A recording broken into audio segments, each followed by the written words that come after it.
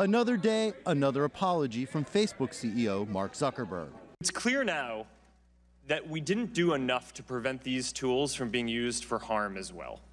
And that goes for fake news, foreign interference in elections, and hate speech. The social media giant is facing criticism after it was reported that data from as many as 87 million Facebook users was transferred without consent to Cambridge Analytica, a British political consulting firm used by the Trump 2016 presidential campaign.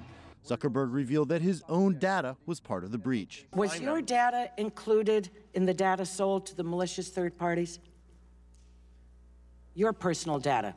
Yes. Lawmakers challenged the CEO to do more to protect user data, with Zuckerberg insisting users control their own data.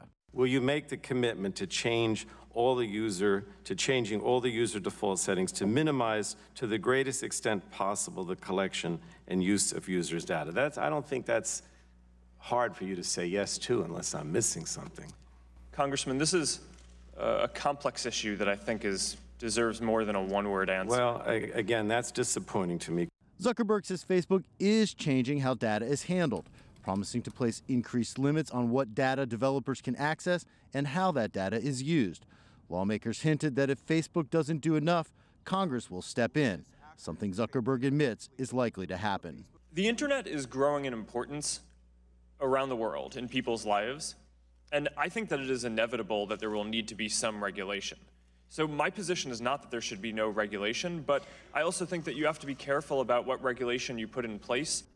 One congressman said that while Facebook had grown, it perhaps had not yet matured.